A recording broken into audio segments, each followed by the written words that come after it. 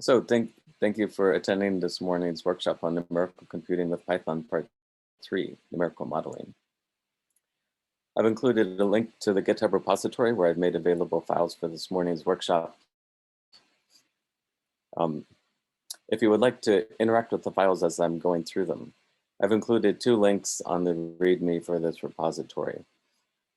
One will launch you directly into the Jupyter Hub that I've hosted at UCLA.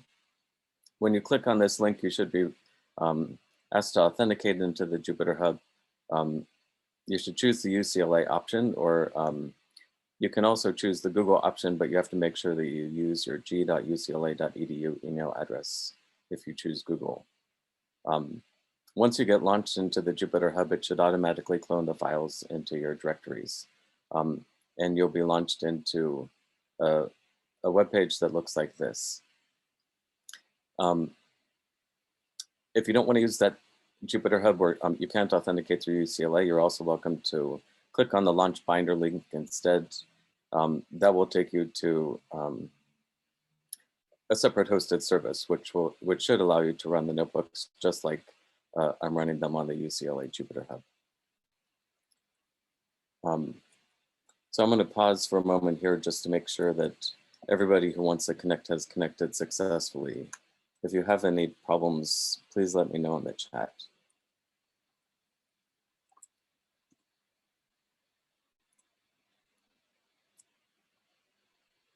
I'm going to assume for the moment that everybody has been successful or is in the process of getting up and running. So the files that we see here, just as a brief introduction for those of you who are coming at Jupyter Hub for the first time, the files that you're interacting with are local to the server that you're interacting with.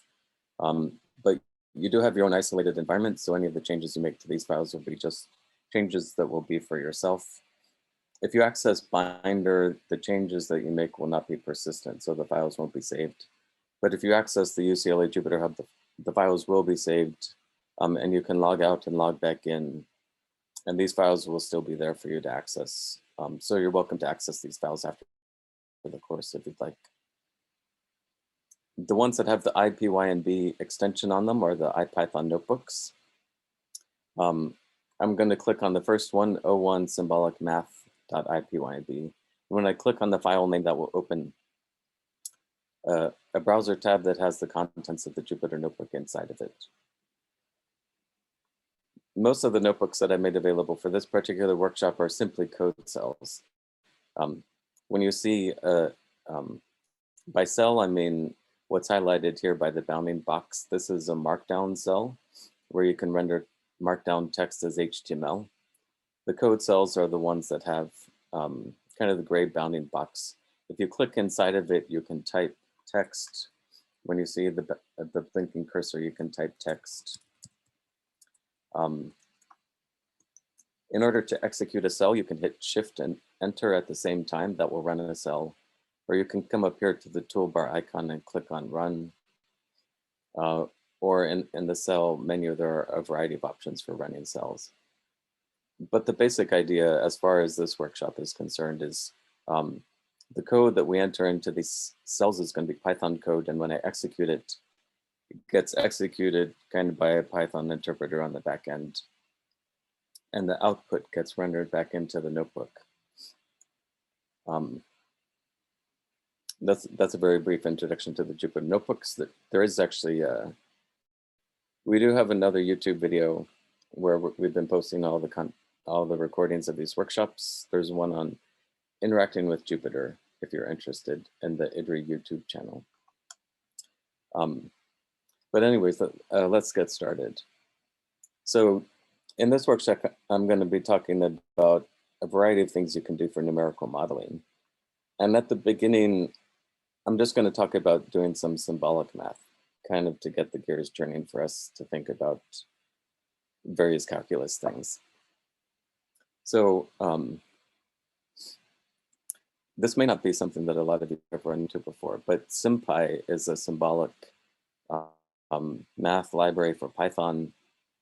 Import SymPy will import all of the functionality from that library. SymPy.init printing just do pretty printing in whatever environment it is. So for example, if you're in an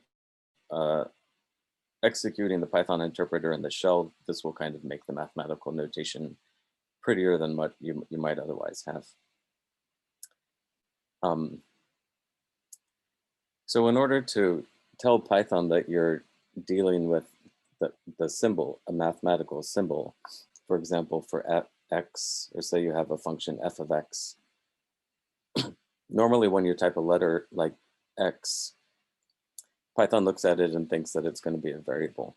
So to do the symbolic math, you have to explicitly specify which letters it is that you're working with that you want to be treated as symbols rather than as kind of the Python programming language variables.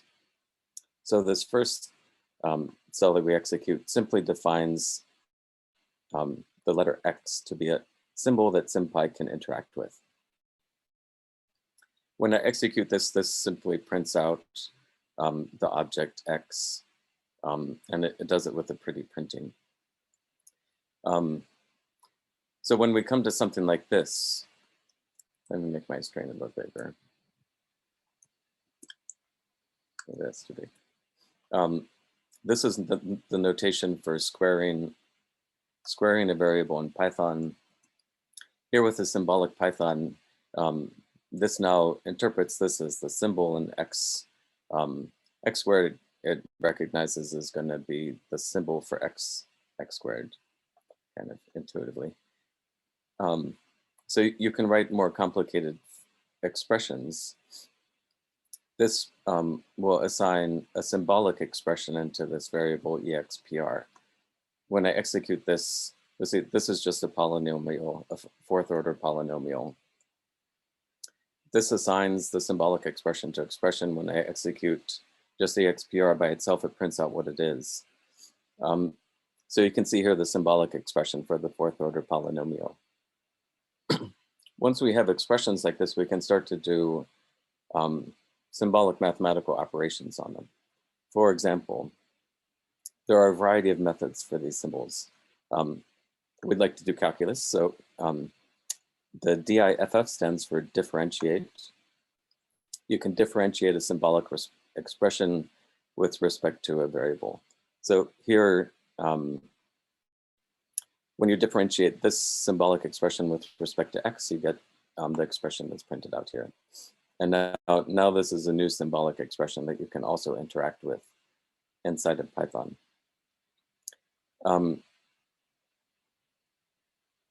So there's a certain syntax to the methods. When you specify the x, that's the variable it takes the derivative with respect to. If you specify a number after it, that specifies that you take a certain order of derivative, in this case, a third order derivative.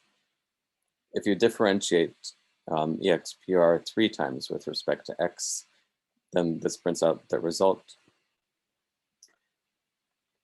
When you print out mathematical expressions like this, SymPy has its own rules for what it is that it's going to print out, how it's going to factor things, whether it shows you something as log of cosine or some expression that's dependent on the hyperbolic trig functions, for example. There's some ambiguity to what it prints out versus how you might like to see it. So there are additional methods to expressions which allow you to kind of change the representation that's printed out to you when you're looking at an expression. Expand is one of them. This is just a very simple one. If you take this expression and you expand it, that just means that you want to see an expression without the parentheses. So then this will give you the polynomial without the parentheses in it. Just like differentiation, you can also do integration. So you can integrate the expression with respect to x. This will give you this symbolic integral up here. So 1/5 times x to the 5th, x to the 5th, plus etc. And this is an indefinite integral. You can do a definite integral just by specifying the points that you want to take the integral between. So this will take the integral between 0 and 3 for x. and it will give you a very specific number. So I'm showing you this as a method, one of the objects methods. So expr is the symbol, and we're calling the method on that. To integrate it, SymPy also has its own specific function, which will take the integral. So you can also express this, an integral like this, where first SymPy is the library name. You have a dot to call the function from the library, and then integrate. And to integrate, you pass what it is you want to integrate and the variable to take the integral with respect to. So this will give you exactly the same thing as express.integrate x. And you can take the definite integral as well by passing in, instead of x, a Python tuple, which lists the variable in the lower and the upper bound. I'm showing you this kind of to set you up for some of the things that we'll be talking about a little bit later. Right now, you know, this is just kind of simple math to get us accustomed to what the syntax is. There are actually a wide variety of mathematical functions that SymPy can work with. The easiest ones might be just the simple trigonometric functions. We can have the cosine of a function. You can express the series of a trigonometric function, say, for those of you who remember your elementary calculus, the series for cosine x, if you take this x as the variable and you do a 10th order series expansion, you get this. You know, this isn't expressing it with the factorials on the bottom. It just actually multiplies out the factorial. But this is the series expansion of the cosine. And we can integrate cosine. This will do the symbolic integration. So it tells you the integral of cosine is sine.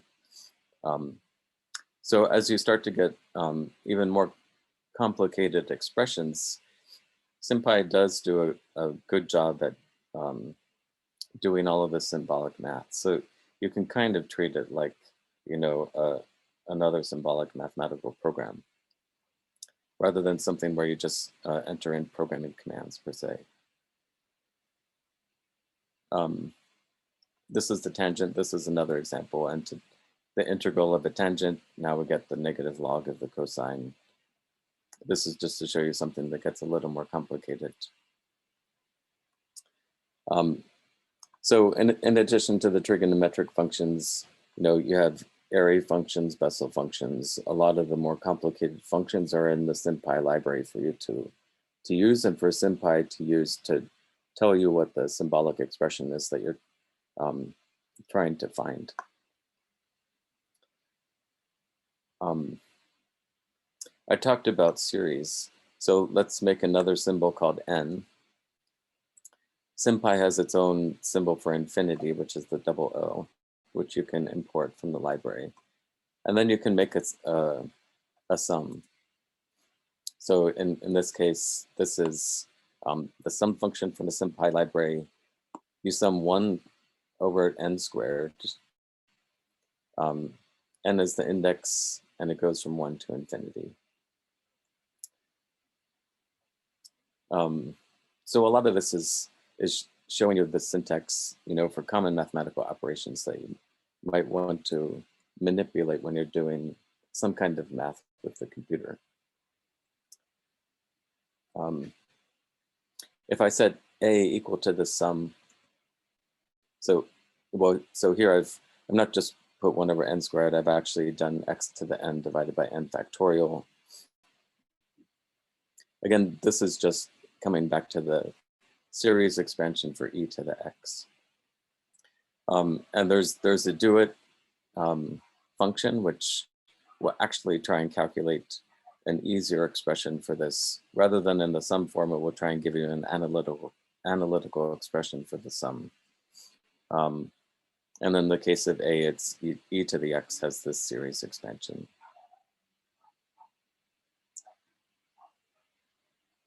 And then kind of finally, to wrap some things around with NumPy and SciPy that we were discussing last week, SymPy has its own matrix object. Now it's kind of not printed out in the kind of nested list visual format. Here the matrix, is printing out in something that's a lot easier to look at.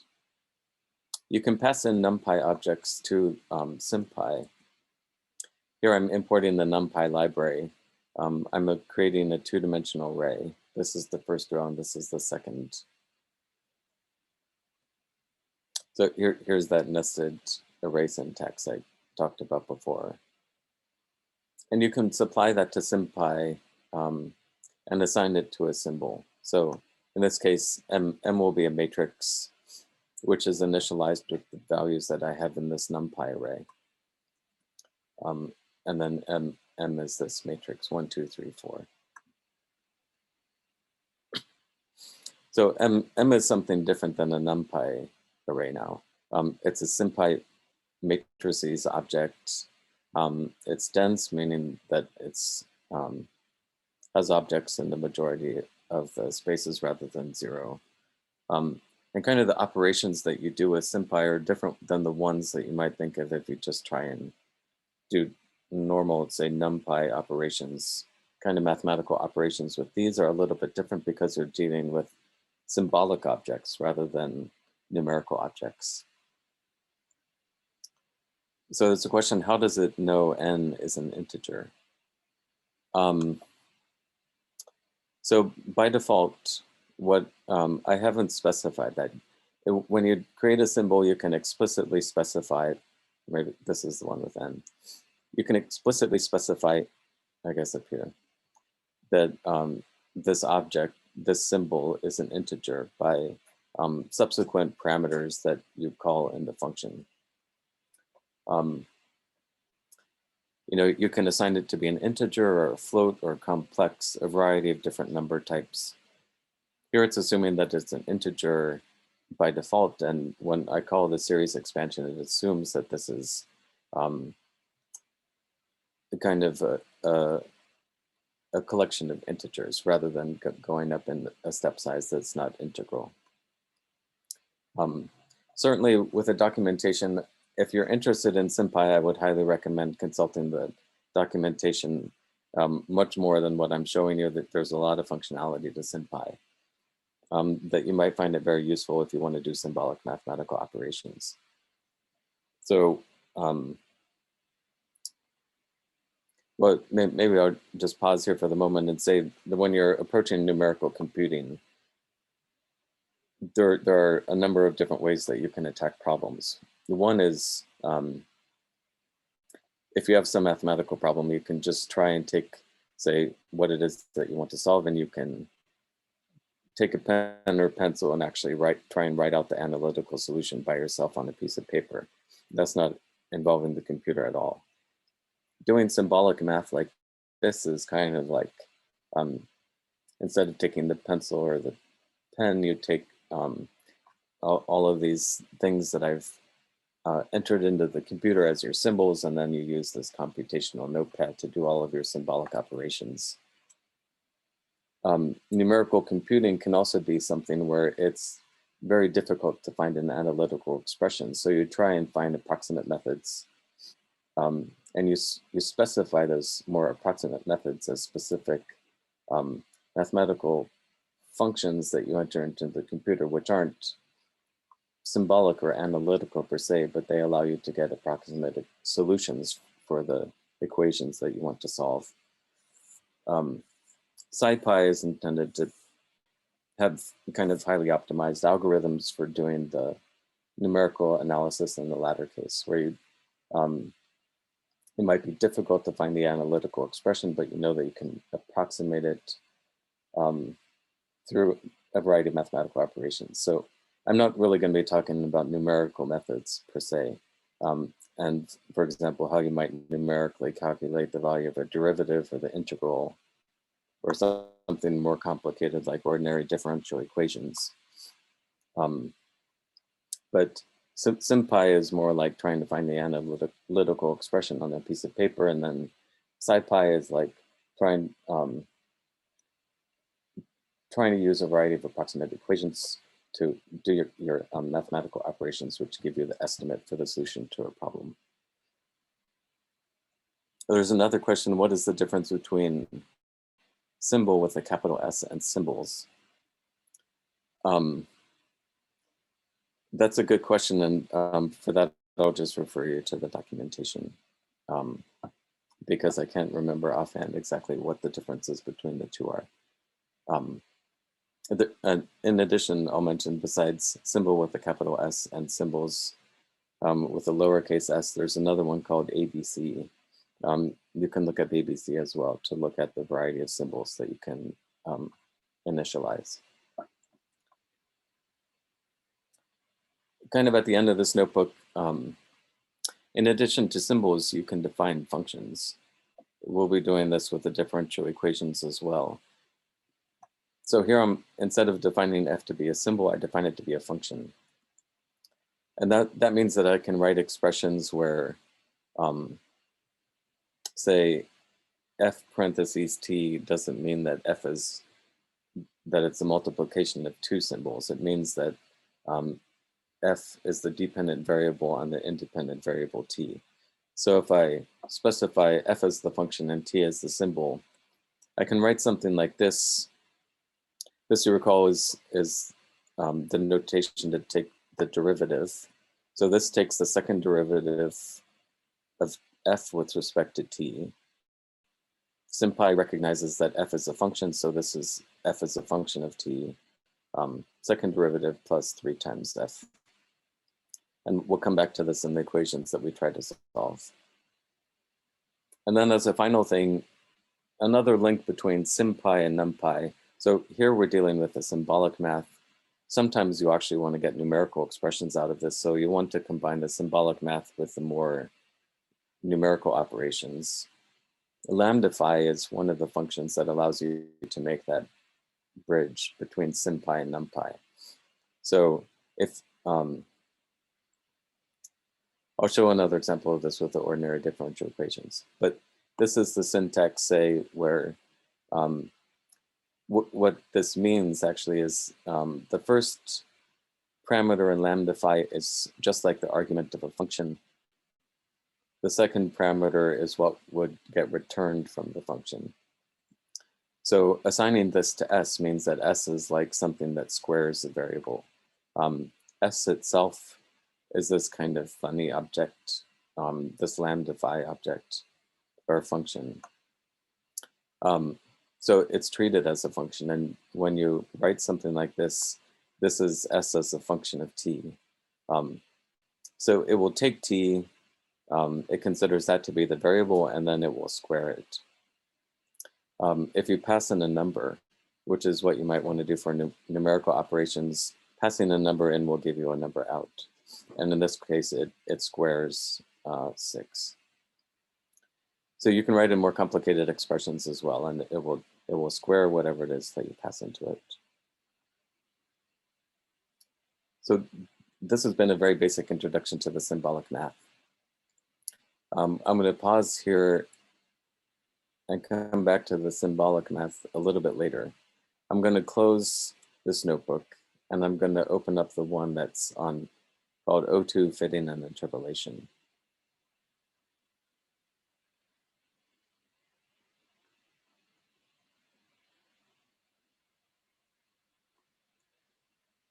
And here I'm going to kind of step sideways a little bit and go back and more into the NumPy and SciPy libraries. And we'll return to the symbolic method in the next notebook with the ordinary differential equations.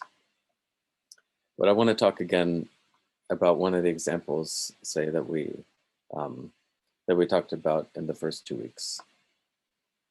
This first cell just imports the NumPy library, and I'm going to making some plots. So we're going to be using Matplotlib to make some plots.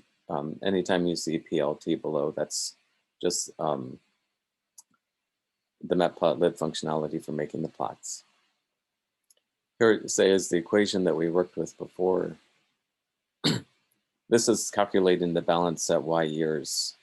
If you invest a certain amount of principal that accrues interest at a certain rate R, you have the principal, the interest rate, the year of the balance, and the contribution that you make. This was the function that we had before, just to calculate. This just returns the value of this function depending on whatever parameters, whatever arguments you pass into this. So we define our function and say we want to create a NumPy array of the rates. These rates go from 1 to 25 in an increment of 1. And then for each of these rates, we want to look at the balance and say we want to plot the balance as a function of the rate. So we want to look at how the balance depends on the rate. If we call this the function, here I'm just putting in numbers for the principal for, it's going to be the 10th year that it's calculated, and 1,000 is the initial contribution, or I'm sorry, the annual contribution. We pass in our NumPy array to the function and it returns a NumPy array, which is our investment balance. Here I've called it IB. And we can plot it simply with plt.plot. I'm not going to talk a lot about the matplotlib things that you can do. I'm just going to make general plots so that just so that we can see what this looks like on a graph. So this is the x from 1 to 25. This is the interest rate, and then the investment balance is on the vertical axis, and we plot them as red circles. So here you can see it may be an exponential curve. It's certainly kind of a higher polynomial curve than just a linear curve. So say we want to get a better idea of how the investment balance depends on the interest rate. NumPy kind of has its own functionality for doing polynomial fits, for working with polynomials and with doing curve fitting and interpolation. So the first thing we're going to do is just stick with NumPy. We aren't going to consider SciPy.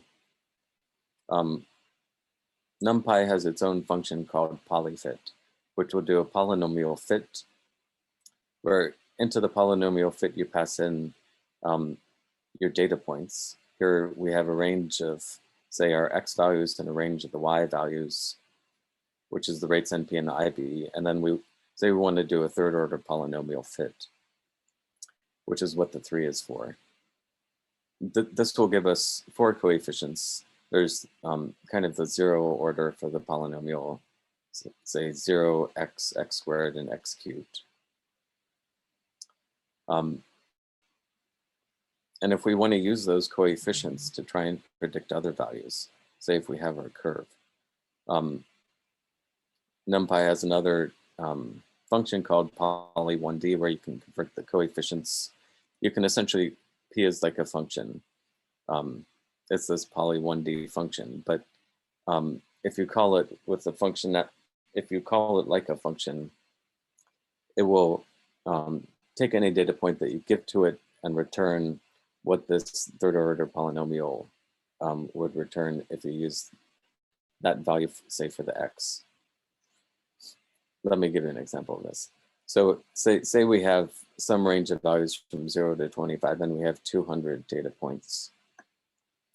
And we want to calculate the balance at every one of those based on the polynomial fit we've done to this sequence of 25 points.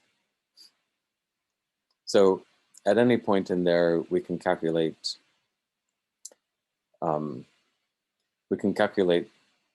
what the investment is based on our polynomial fit. This plots a curve through all of these 200 points in this NumPy array of T. The circles are the initial data points. This is to show you the curve that goes through it. So what I'm plotting here, this is the initial data that we did the curve fit, the polynomial fit to. And then t is are the values where we want to calculate the balance, and p of t returns this poly 1D function applied to every value of t. So this shows you the curve fit through the data points. And P itself has certain attributes. For example, if you want to look specifically at what the coefficients are, you can call it this particular attribute of P, and it will give you back the coefficients. This we already found because that's exactly what was in the polynomial fit to the data.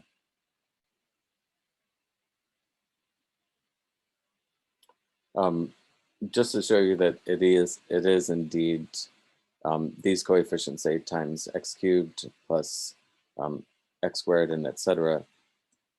This cell just defines our own function called f, which is the same polynomial with these coefficients. And when I plot it, you can compare the two plots if you want. It just gives you the same curve. So this is just demonstrating the functional form with the coefficients.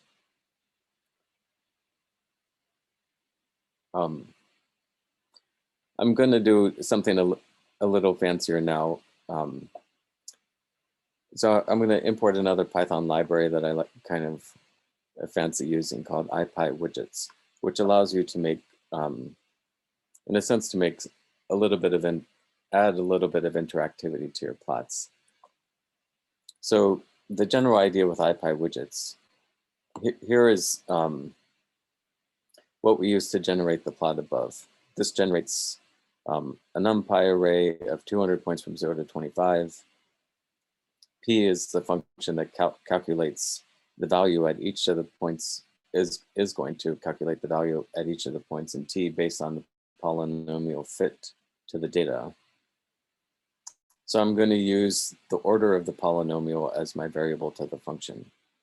So if I was just to call this function, say with order equal to 1, it would call this the polynomial fit on the data with a first order polynomial.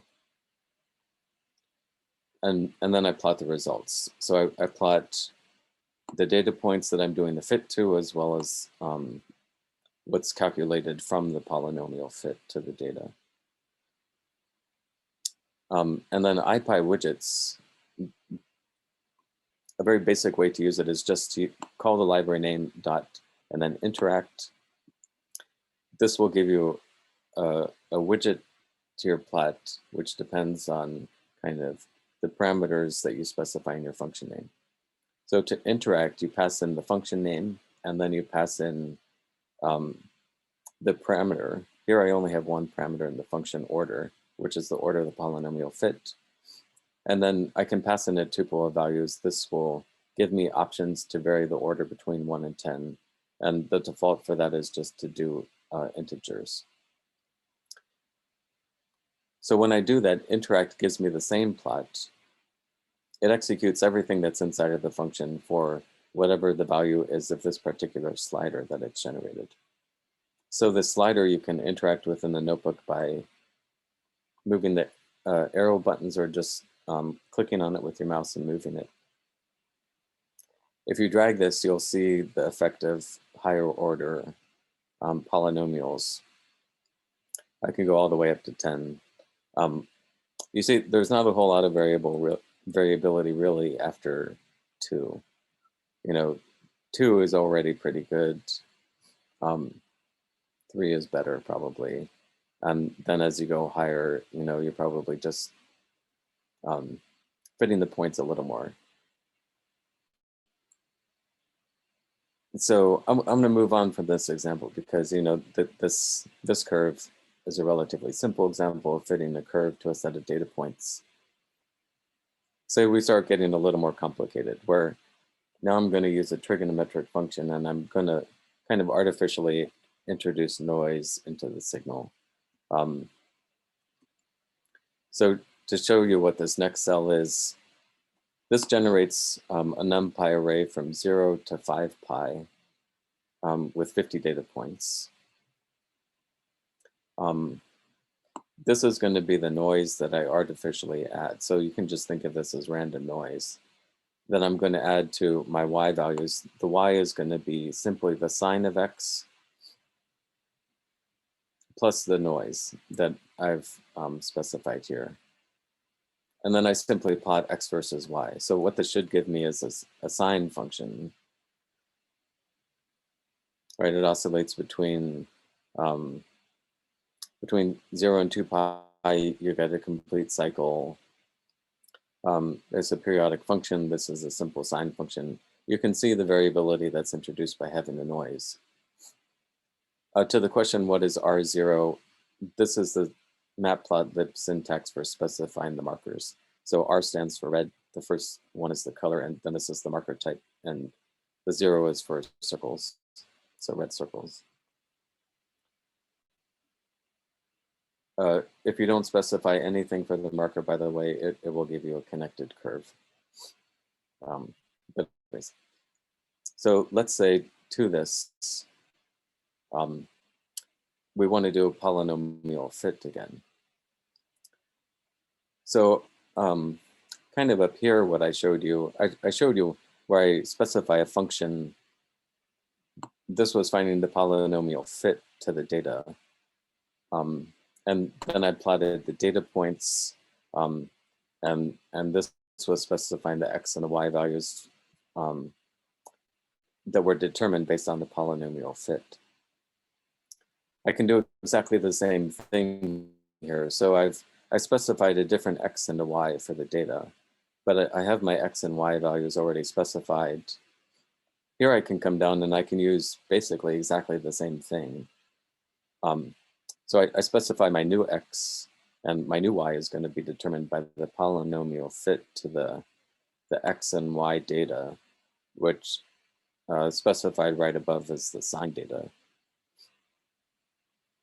And then again, I make it a little interactive widget. So what this plots now, this is the data. And the bluish line is the data that's estimated based on the polynomial fit. So here the polynomial fit is just starting at order 1. So this is just trying to do a linear fit to the data. For cosine, that doesn't work very well. As you start going to higher orders now, you can start seeing how the curve is doing a better job of approximating the functional form of the data. So you do have to go to much higher order to try and get something that looks more like the cosine. By the time you get to 6th, it's kind of looking better. When you get to 8th, that's looking pretty good. And then 10th is even better. But kind of an interesting thing, if you want to come back and play with this later, you might notice that it looks like it only jumps up at the even orders. So sine and cosine, you know, are even and odd order polynomials, which is probably why this is only jumping up at every even or odd order. That's correct, Stephen. Let's see. So I'm going to show one more example before we move on to SciPy. This now is not a trigonometric function. This is just a polynomial. It's a higher order polynomial.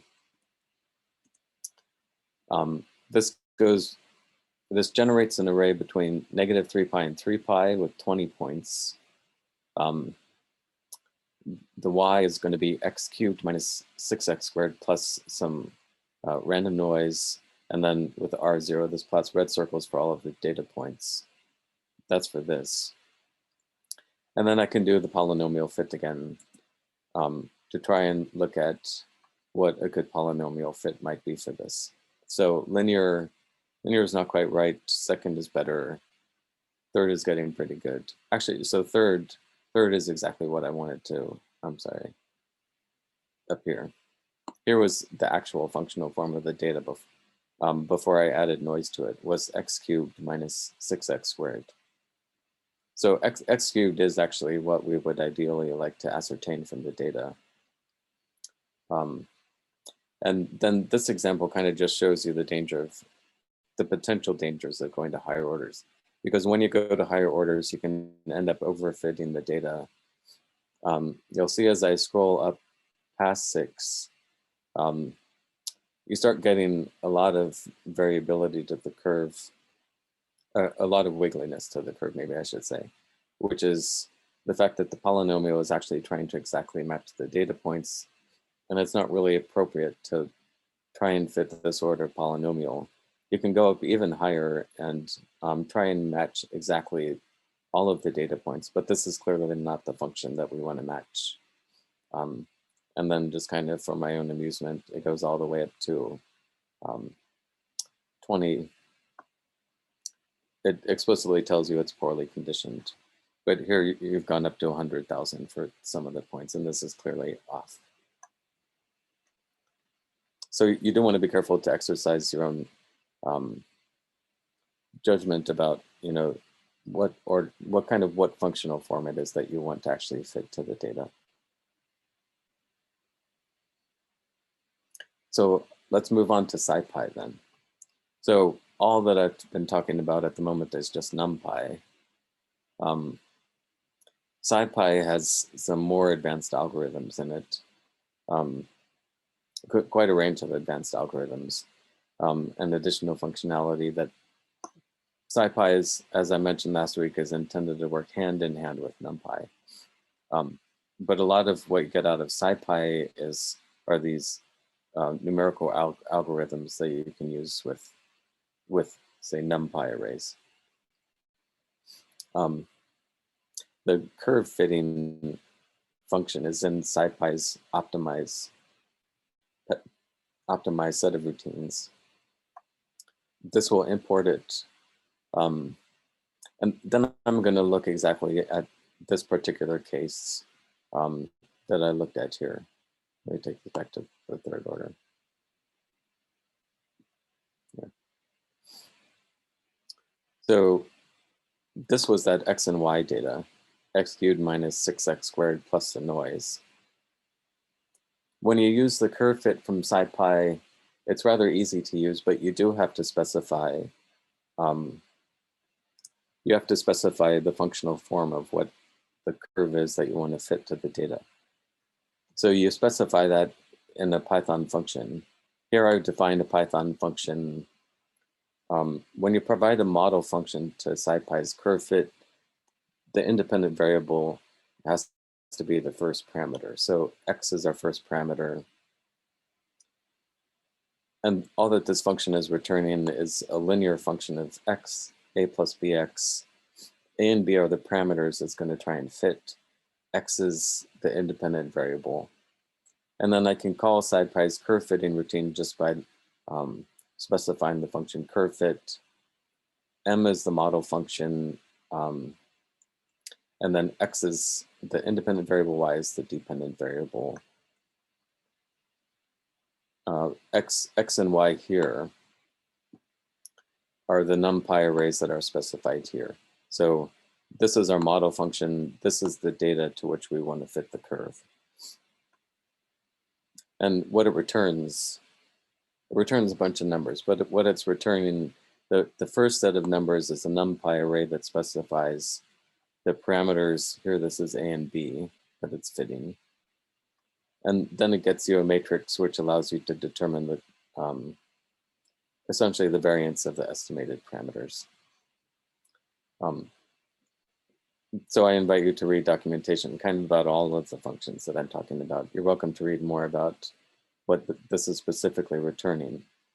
What I plot, or what I do in the cell below it, this cell is exactly the same as the one above it, up to here, except I assign the output of curve fit to C. So what's going to be in C is this thing, which includes the estimated parameters as well as the covariance matrix. And then I'm going to plot the result. The first thing I'm going to plot are all of the data points that I did the fit to. So what that should plot is exactly the same data points as this. Well, perhaps a little bit differently because I'm using random noise. And then I'm going to use x again for the x-axis, and then I'm going to for each value of x, what I do is for y, I return what the value of the model function is, where x is the input, and then c00 is this number, which is the value of a. Here I've specified a in my model function, and this is b. So plotting this is plotting x versus the result of the model function where I've passed in the parameters that I've estimated using the curve fit.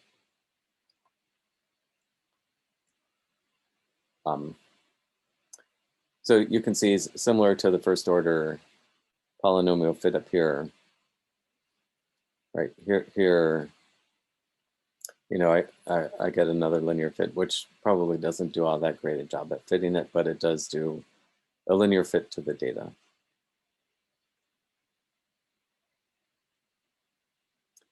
So here I'm going to pause and let you kind of interact with this if you want. Just to kind of take a break from me talking, I've given you a little exercise here. What I'd like you to try and do, for those of you who are following along, is to try and change this. This is exactly the cell that's specified here above. What I'd like you to do is try and change this so that the curve fit is for a third order polynomial rather than the linear function.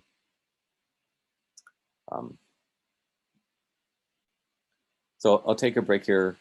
You're welcome to get up and stretch if you want, you know, or to try and solve this, and I'll come back in just a minute and tell you what my solution was.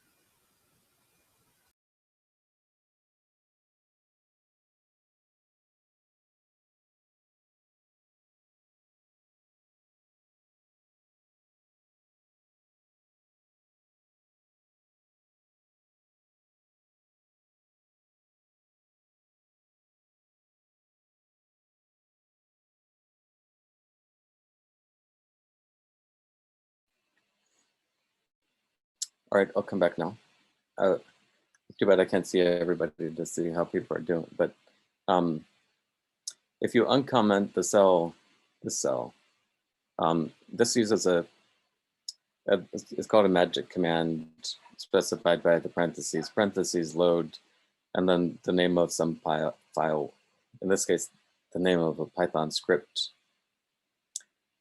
I've included a file called exercise3curve.py in your files. So what this does is it loads the contents of that script directly into the cell and executes it. Or I guess it doesn't execute it, it just loads it. But this is my solution. So to your question, Eugene, you can access these notebooks by going to this repository. I'll paste it into the chat window. And then clicking on the Launch into Jupyter hub or the Launch Binder link, or you can simply clone this repository to your computer and run Jupyter yourself. So here, what I've done to make the third order polynomial is, in addition to a plus bx, I added c times x squared plus d times x cubed. You have to specify that you want 4 parameters for the fit. And then when I call the function to plot it, I specify 4 parameters rather than just 2 for the linear. And when I do this, I get the third order polynomial fit to the data.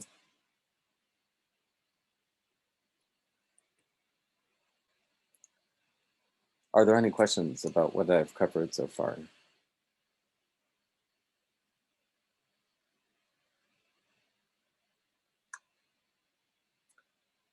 Okay, so I'm gonna talk briefly about interpolation, and then we're gonna jump into the ordinary differential equations. So for interpolation, interpolation is in a sense very similar to curve fitting, but what you want to do if you interpolate something is you want to try and estimate, say you have a set of data, you only have data at a finite set of points, but you want to calculate the value that you might expect at a different data point which wasn't measured. Interpolation will allow you to try and estimate the value that you might get if you measure something, say where the independent variables have values that weren't in your original data set. So Interpolate is also available in the SciPy library. From SciPy, I import Interpolate, and then I'm going to use the sine function again here, where I've only specified 20 data points now. This is a little sparser set of data than I used above, but it's the same functional form where this is just a simple sine function starting at 0. So it's not completely random. You know, this is explicitly generated from a sine function. You can use Interpolate kind of very simply. A lot of the power that you get from SciPy is being able to simply call a function to get the functionality, you know, kind of the mathematical functionality that it is that you want. But really, you know, a lot of the algorithmic machinery is already handled underneath of the hood with SciPy. And all you do with SciPy is you call the functions. So here this is the SciPy Interpolate. It's actually a class here, and I call the function. And what I want to interpolate, given the values of x and y that I specified here. So this will allow me to interpolate the data. I assign that to linear interp. And then if I want to plot this, so say I want to just kind of get a sense of what the range of values are if I pass a certain value into this. Well, let me just plot it first and I'll specify what it is. So these are the new values of x. All of these red circles, I've plotted again the data that I'm interpolating. So these data points are exactly the same as this. I specify the new x, the new y are a result of applying this linear interpolation function to the new set of x values. And then I'm plotting that new x versus the new y. And I'm doing that as a blue line. So here I'm doing, the default is just to do linear interpolation. And that means that between any neighboring sets of data, all you do is you calculate the line between the two, and you use that specific line to calculate the value at any intermediate points. So this is somewhat jagged, but it does give you kind of a very rough representation of the sign that's underneath of it.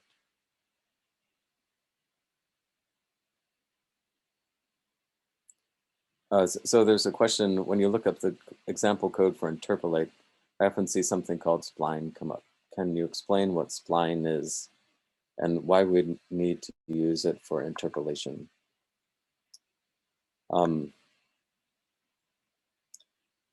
So Spline, let's see.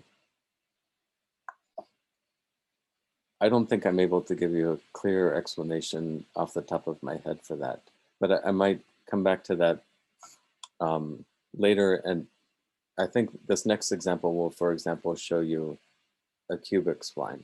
So when you call cubic with interpolate, this is not a cubic this is not like you know, the x cubed function. This is actually a cubic spline. And what you get out of this is kind of a smoother interpolated curve than you would say with a linear curve.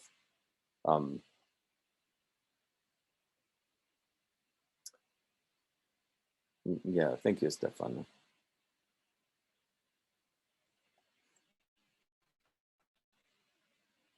Yeah, I'm sorry I don't have a straight answer to the spline question at the moment. That is escaping me, and I think the best thing is I'll look that answer up later and I'll get back to you separately. So actually, here what I've done is I've included a list of different interpolation types that you can have. This S-linear, you know, I have to remind myself exactly what this is. Actually, let me show you this Ipi documentation site, and we'll look up the interp.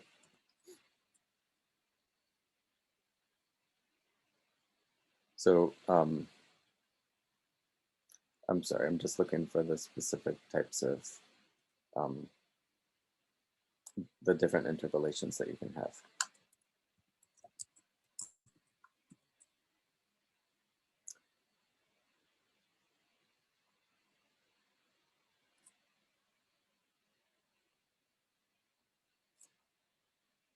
Here we go. So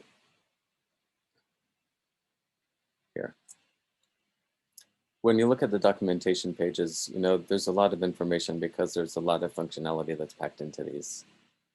This is the documentation for scipy.interpolate.interp1d, which is what it is that we're using here.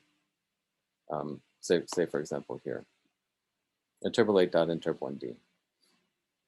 The kind allows you to specify different types of interpolation.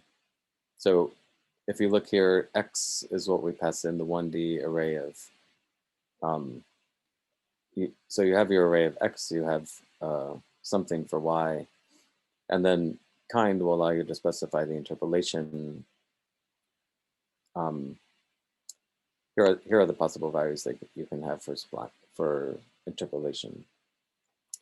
So if you're curious about some of these, you know, values that you can specify for parameters in these Ipi functions, it can sometimes be very handy to use this Ipi Widgets.interact, because this will allow you to kind of quickly cycle in between all of the different possible options that you can have. What I've specified here, if you remember how I used interact above, I had to pass in the name of the function and what it is that I want to vary. So here I want to get a sense of looking at all the different types of interpolation. I want to see what happens when I do different types of interpolation. I'm going to use the same X and Y data, but different types of interpolation, such as linear, cubic, or quadratic, and etc. This specifies the interpolation function, which is determined from the data and the kind of the interpolation.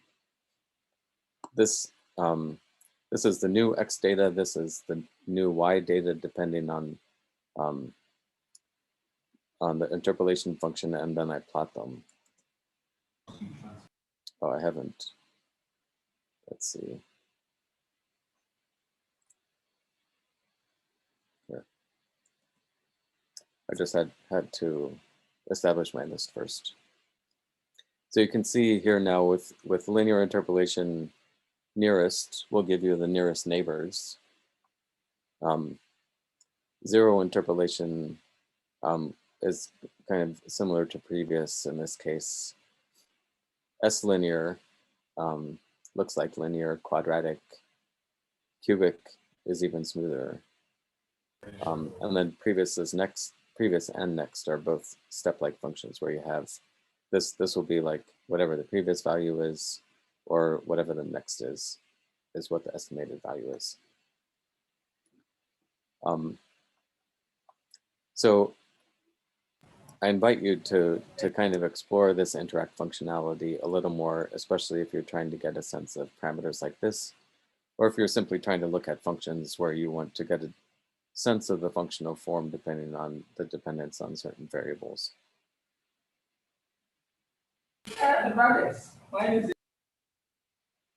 I'm sorry, was there a question?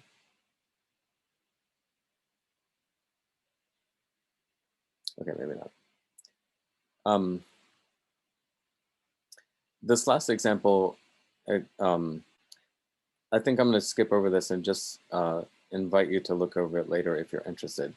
This is interpolation for 2D and based on irregularly spaced points. So briefly, I just defined a function that's sine plus cosine in a two-dimensional space.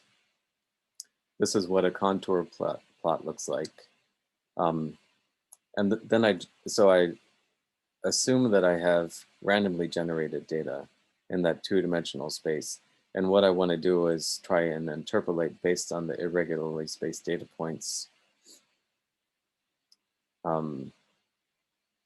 So this is the plot of the data points simply on top of what it should look like. You can use interpolate.grid data if you have irregular data like this on the grid, where you want to interpolate to kind of some 2D space from your irregularly spaced data. I'm just kind of skipping over this very briefly. This shows you kind of that two-dimensional nearest neighbors interpolation. And then I have one where the method in this case specifies the interpolation type. So linear will give you a little better interpolation, and then cubic will give you even yet a better idea of kind of the underlying functional form here. Although it does have some problems at the boundary where you get nans, essentially. So if you have any questions about this, you're welcome to ask me about it kind of after the workshop. But I'm going to skip on now to the ordinary differential equations so that we have a certain amount of time to go over that one. So the one I'm talking about now is O3-ODE.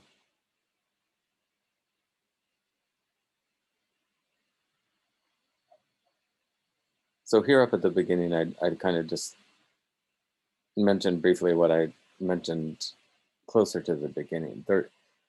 When you're solving equations, there's kind of the wetware method where you put your hand on the pencil and write the solution. There's the symbolic method. So I talked earlier about SymPy. You can use SymPy and try and do symbolic manipulation with the software to get an analytical answer to a differential equation, say. Or you can use a numerical method where you use approximate methods and functions to estimate the solution without necessarily getting an analytical answer. So I'm going to show the symbolic method and the numerical method here. These first two are just importing libraries. But what we're going to look at first is a simple case of our harmonic oscillator. This kind of ties back into using the sine and the cosine functions.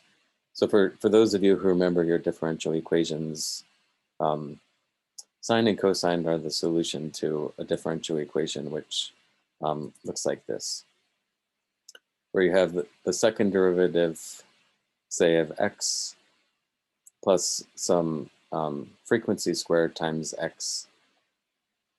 This is equal to 0 for the undriven harmonic oscillator.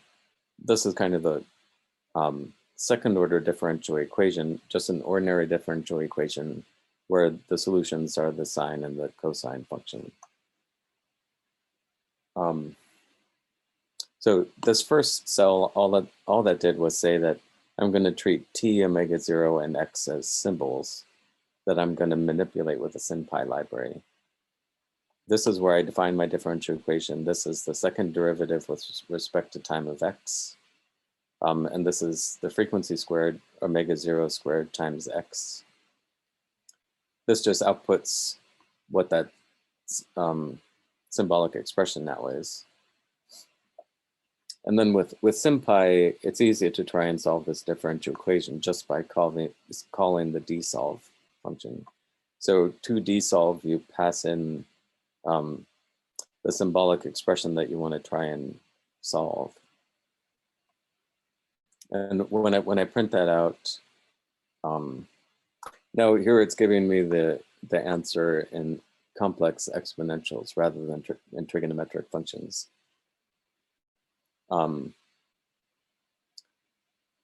So actually, I don't know how many of you are familiar with this math. I hope that most of you are. When you have a complex exponential form like this is similar to just writing this, say, some sine plus some cosine with the two coefficients. In terms of plotting this, to try and get an idea of the functional form here, or say that we have certain initial conditions and we want to get, we want to know what the function is based on, we want to know what these two constants are based on our initial conditions. There's also functionality in the SymPy library for solving the equation with those initial conditions. So the shorthand for getting, say, the right-hand side of this or the left-hand side of this equation is simply .RHS or .LHS. .RHS will get you the right-hand side of the equation. LHS will get you the left-hand side. And what I'm going to specify for the initial conditions, you specify the initial conditions in this, it's like the format for a Python dictionary. This first condition specifies that when t is equal to 0, x is equal to 2.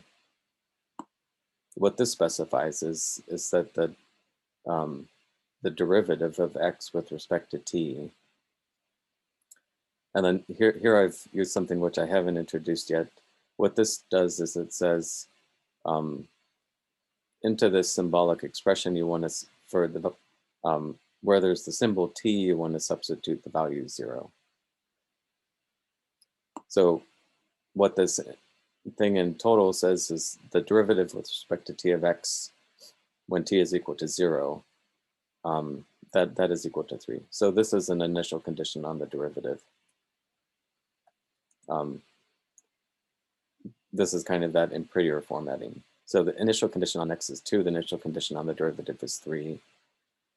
And then you can apply these right in the call to desolve. ICS, which I've used that as the kind of expression name here, but that's actually the parameter name in the function called to desolve. This will give you the symbolic expression. If you solve that differential equation for the oscillator with these initial conditions. So the 3 and the 2 come in here.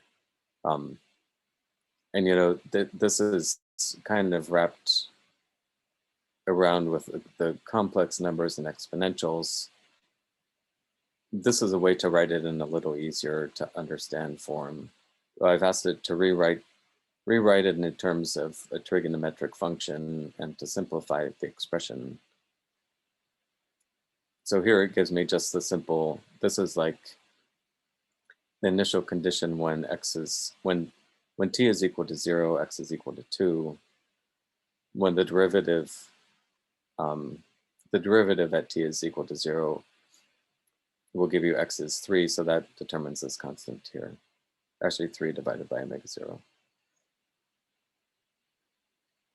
So I hope this is making sense as far as kind of symbolically trying to solve the differential equations here. So let me take one step back and not apply those initial conditions to the solution of the derivative. So here OD sol was the solution given the initial conditions. Here I've redefined it so it's just the solution that still includes the constants. Just to show you kind of some additional symbolic manipulation things that might be useful for differential equations. One is, so one of the attributes of the symbolic expression are the symbols, the free symbols. So this kind of gives you all of the variables that are inside of this. E and I are not free symbols. The C1, C2, omega 0, and T are free symbols. This is a set, a Python set. So I can subtract out elements simply by subtracting a set of additional elements.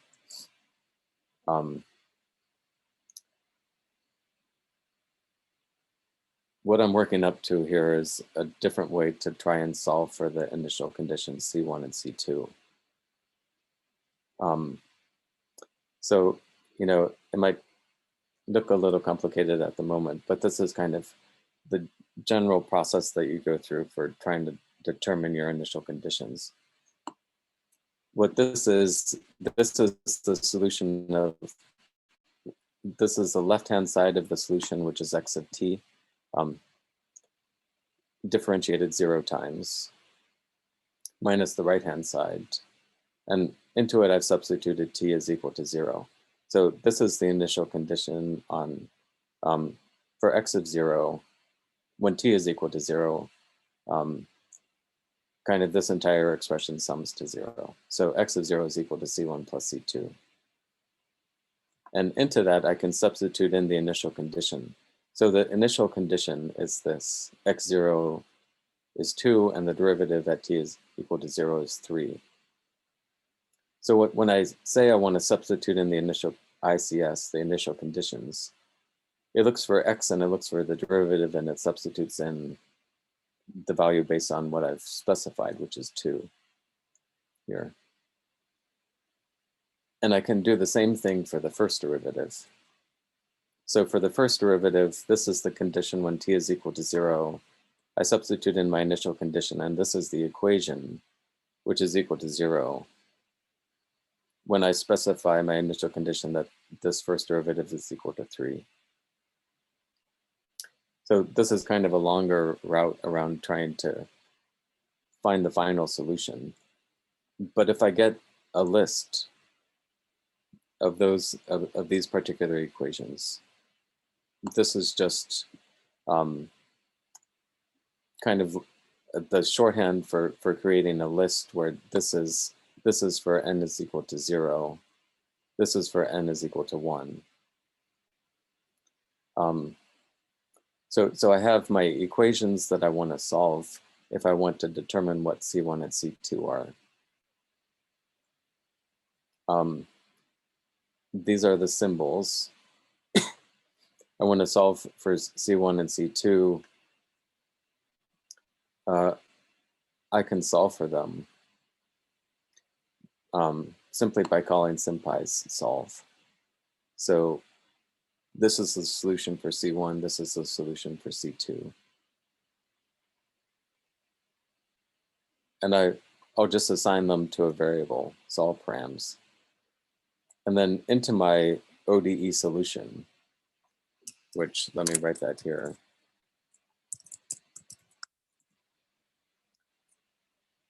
This was my solution to the ordinary differential equation.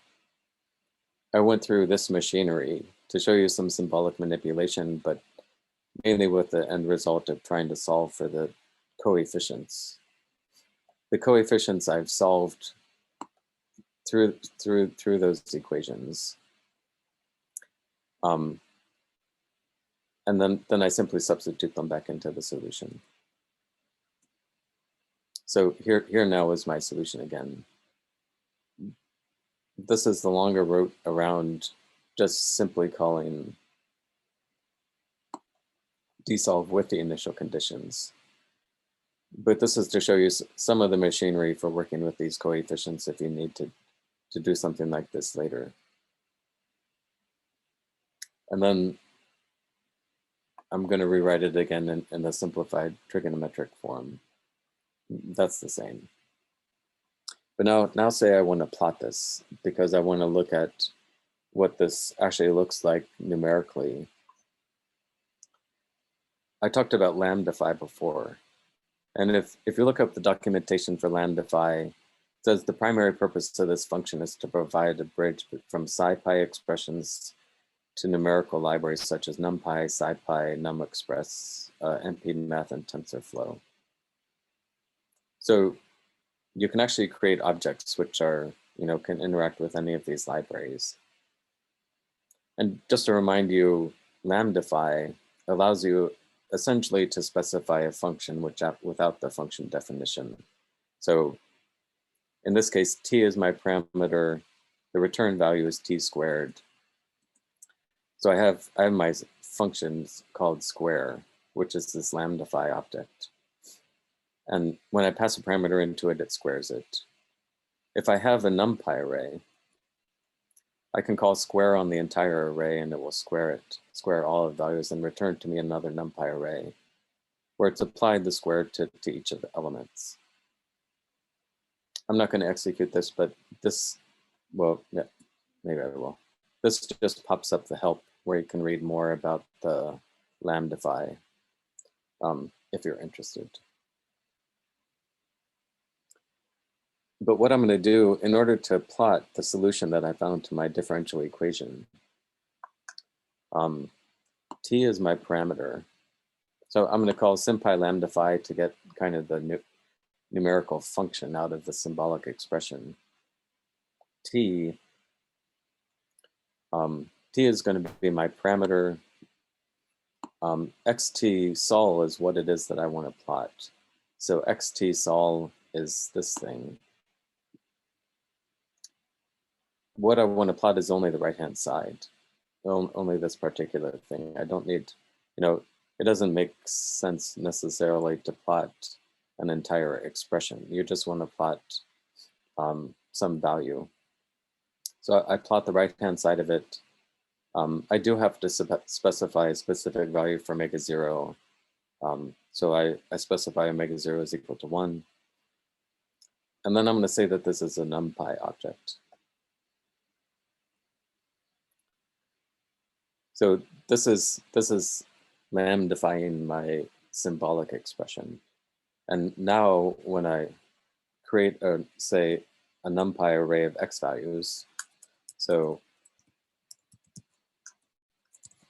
x values are 30 data points in between 0 and 10. I can call that lambdified expression. Now it's not symbolic. It allows me to call this on a numerical list and it returns a numpy array. Here they're actually complex because it was a complex expression. And then I can plot it. So I can plot my y versus my x, and this is, so you can see it has the initial value of 2 when x is equal to 0. If I calculated the derivative would be 3. And then here is the sinusoidal form of the solution to the harmonic oscillator.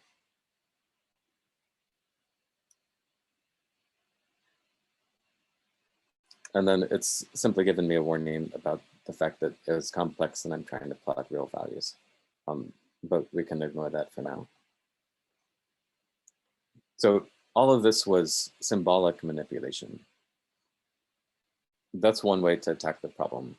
If you actually want to get an analytical expression, you can use SciPy instead to do more numerical manipulation, where you're going to try and numerically estimate what the solution is based on the data points that you're given, but you aren't going to get an analytical expression out of this analysis. Just something that will allow you to plot later a curve based on the results. So here I have, this was the harmonic oscillator equation. What I'm going to use from SciPy is this.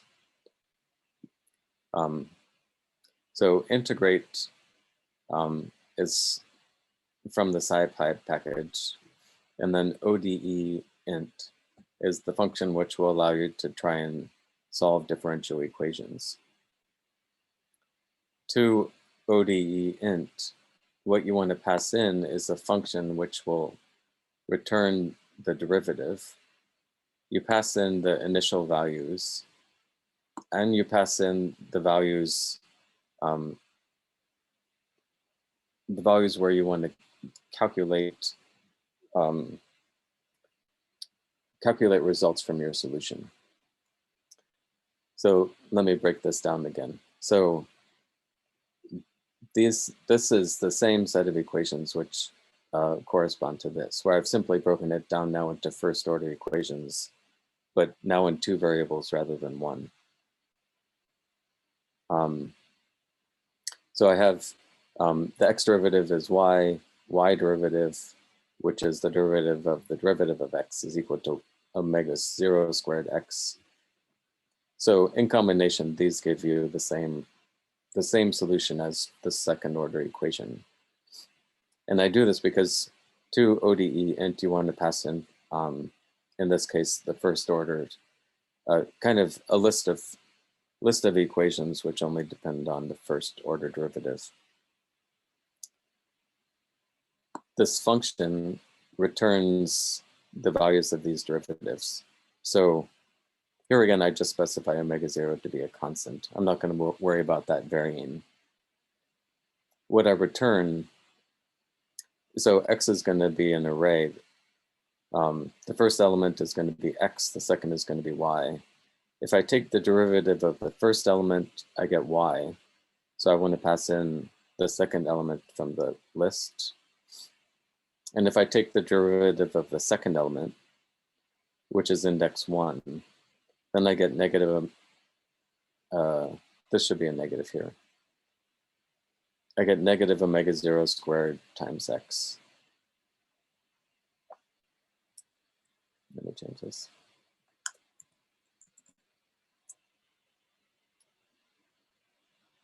So this now is a function that passes back the derivative at a specific value of x and y. So this kind of sets up my differential equation. When I have an x and a y, I can determine from this function what the value of the derivative is at that point because I have equations for what the derivative is. But what I don't necessarily know at the moment and what I wouldn't determine is the evolution of x and y as a function of time. So I'm going to say, I've called it x values here, but I could just as well call these t values. So I want to have some numpy array, say, of time values from 0 to 10 with 30 points. Those are the values at which I want to calculate the results for my solution. 2 and 3 are the same as what I specified up above for the initial conditions. So x, the derivative at t is equal to 0, which is y of t has a value of 3, and the initial value for x is equal to 0 has a value of 2. And then this is the function for my derivative. Oh, I have to define the function first. So this is kind of a long-winded way of saying of how to calculate the solution to my differential equation with SciPy. I use the integrate.ode int function. It gives me back an array of values which represent my solution, and then I can directly plot them. So these are the data points. The curve through it just shows express func, which is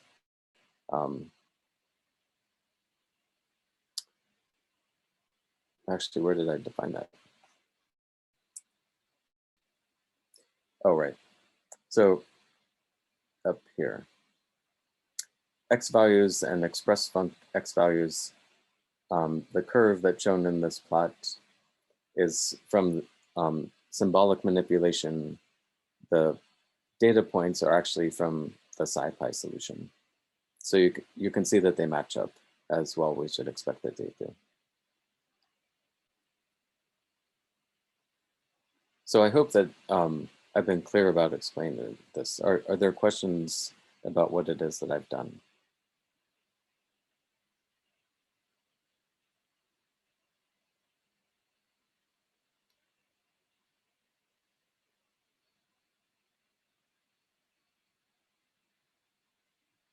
There's a question, could you point to some reference material to read up on afterwards? The answer to that, so as a very short short list of what to read up on afterwards. I'd recommend that you look at the SciPy lecture notes at this website, or there's a pretty good book by Robert Johansson called Numerical Python. And there are more workshops this quarter, which I invite you to go to. The second part of the chat question, in particular, I'd like to know what omega 0 is in the solution, and also how the complex plane is used for the solution here. Some visual examples or plots of omega in the solution space may help. Right, so I think that's more involved than I want to address at the moment, but I think I'll address those to you later, I think. Getting into the complex analysis is a little more complicated. You're welcome. I know we're getting towards the end of the time that I've allocated. I'm going to talk quickly about these next two examples, say for 5 to 10 more minutes. So for those of you who would like to stick around, you're welcome to stick around. Or if you want to jump off, I understand. I am going to send around the link to the recording to everybody if you want to access it later. So I'm going to keep on plowing ahead for just a little bit. And you're welcome to everybody who's signing off too. Thanks for joining. I'm going to continue briefly with this harmonic oscillator example. I'm going to show a case that's a damped harmonic oscillator. So briefly, I've defined some symbols and a function. The difference in this ordinary differential equation is simply that in addition to the second derivative and omega 0 squared times x, I've included a damping term, which depends on the first derivative, and it has an additional parameter gamma. So I'm going to solve it simply with the desolve. You'll see, so now the solution looks a little more complicated because it has to incorporate exponential decay due to the damping term in addition to the oscillatory behavior. So here I'm using SymPy to get the symbolic expression. In this case, this differential equation can be solved symbolically. If I specify the initial conditions, apologies for going through this a little fast, but the initial conditions are simply that the value at t equals to 0 is 1, the initial derivative is 0, and then I solve the differential equation based on those initial conditions, and I get a more specific form without the constants, without C1 and C2. I get a more specific expression. And actually, we don't need the cells that are commented out at the moment. What I'm going to do is I'm just going to plot I'm going to define a function which will plot this solution, which is ODE sol. That's this. I want to plot the right-hand side, and I want to substitute in different values for omega 0 and different values for gamma. And so I want it to be a NumPy object so that I can plot it. This is like the values that are going to be plotted horizontally. X solution is going to be plotted vertically. And then I set some limits on it. So when I call that function, say I call it with 2pi and 0.2, that's the value for omega and for gamma. This shows you the oscillatory behavior that's exponentially damped. And I can create a widget for it where I've specified the name of the function and then ranges for omega and for gamma. This is for gamma. So now I can look at how this exponentially decaying but oscillatory function varies as I vary omega and gamma. So as I vary omega, as I increase omega, the oscillations get faster. If I decrease it, the oscillations get more spread out in time. And if I increase gamma, it exponentially decays faster. And actually, one thing to notice about this is when you get to a critical value, which here is 1, it gives me an error. So the reason it gives me the error, well, I could scroll all the way down to this and see. Complex infinity, that's the error. You can see from the expression that when you have gamma is equal to 1, the denominator here is 0, so this blows up. And that's why it's giving me the error. But I can go past 1. You know, what this is the boundary between is something that's purely exponentially decaying versus exponentially decaying plus oscillating. And 1 is that critical value where you have the boundary. So as one final thing about symbolic manipulation, you can also calculate limits. SymPy.limit will allow you to calculate the limit. Here it's calculating the limit for this expression, which is the right-hand side of our solution, this big thing. Calculating the limit when gamma is equal to 1. And that will give you an easier symbolic expression, which would actually allow you to plot this function when gamma is equal to that critical value of 1. So that's the damped oscillator. And then as one final example, I'm going to show you the Lorentz Equations, which allows you to kind of reproduce the pretty butterfly plot in 3D. So this now has 3 different variables, each of which has the first derivative, and it depends on, well, y and x and z are the independent variables, and then you have the parameters sigma, rho, and beta. So this first cell is just initialization. And I've grabbed this from other common examples that are out there. So you're welcome to set different values for all these different parameters if you want to see different examples. But time points are the basic values of time at which we want to calculate the results for our solution. The Lorentz function is what specifies these derivatives. So I have a derivative for x, y, and z. Dx dt, dy dt, and dz dt all depend on the y and x and z as well as the parameters. And then I use integrate.ode int, where I pass in the function which specifies the derivatives. I have my initial state, which I've specified up here. That's just a list of initial values. And then I have the time points, which is the NumPy array at which I want to calculate my solutions. So I need to define the function, and then I assign the solution to this variable, and then I plot it. And I plot it in 3D. This is the graph that results. So this function, now you would have a lot of difficulty trying to use symbolic manipulation, trying to come up with a solution. But you can use the SciPy library to give you the numerical solution to that set of equations. And then I can even use this little, well, not little, but the Ipi Widgets library to show you the evolution in time.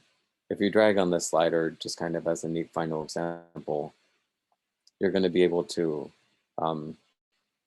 see kind of the evolution of this curve in time.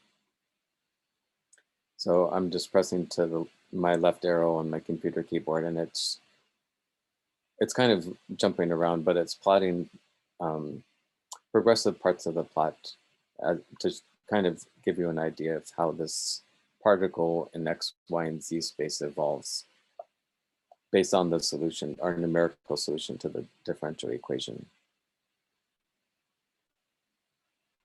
So that's kind of a fun example. All right. So I talked about 03 now, 04, which I mentioned briefly, has some references which I invite you to look at. And then if you're interested in image processing, the following 3 examples I grabbed from the SciPy lecture notes, just as examples of what you can do with Python for image processing. So this first example, if you walk through it, and particularly if you consult the SciPy lecture notes, the first one shows you edge detection. This is specified as the NumPy array, and then you apply SciPy functions to it to try and determine where the edges are and extract the features. There's one on image segmentation here. This is just kind of randomly generated, but then you apply SciPy functions to try and get different segments of the image. You know, this is a general Python example. You wouldn't have to have an artificially generated NumPy array here. You could actually read in an array of data and try and apply similar segmentation to it. And then the last one might take a little longer to run, but oh, well, that was pretty fast.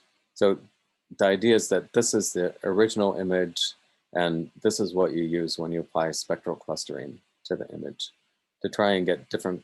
You see, these aren't considered different clusters in the original image, but they're identified through the clustering method as individual circle elements.